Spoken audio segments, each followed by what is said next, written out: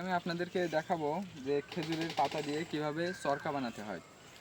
প্রথমে একটা এরকমভাবে খেজুরের পাতা ছিঁড়ে নেব, নিয়ে এই খেজুরের পাতাটাকে এরকমভাবে মাঝখানতে চিরে দুই ভাগ করব। করার পরে সহজে যদি আপনি বানাতে চান তাহলে আপনি প্রথমে দুইটা এরকমভাবে ভাঁজ করে নেবেন। দুইটাই ভাঁজ করার পরে এই যে দুইটা লম্বা পাশ এই দুইটা নিচে রাখবেন, রেখে এই বাঁ হাতের ডান হাতের ভিতরেরটা দিয়ে দিয়ে দিবেন। তারপরে এই যে এইটা এই ফাঁকা দিয়ে দিয়ে দেবেন, আর এইটা এই যে এমনি দিয়ে দিয়ে দেবেন। দিয়ে চারিপাশে টান দিলেই কিন্তু চরকা হয়ে যাবে। এই গরমের দিনে এই চরকা কিন্তু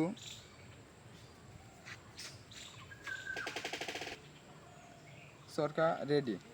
এবার এই চারি সাইডটা কেটে ছোট করে নিলেই কিন্তু ঘুরবে, ঘোরার উপযুক্ত হয়ে যাবে। রাখবে, এই যে তৈরি হয়ে গেছে চরকা, এখন ঘোরার উপযুক্ত হয়ে গেছে। কিন্তু এখন একটু বাতাসে ধরলেই কিন্তু চরকাটা ঘুরবে। দেখতে পাচ্ছেন কি সুন্দর ঘুরছে। আমাদের এদিকে এই যে বাগানের জন্য এখন বাতাস আসছে না, সেই জন্য ঘোরাতে পারছে না। ছোটবেলার একটা ইমোশন। বাতাস কোন দেখি।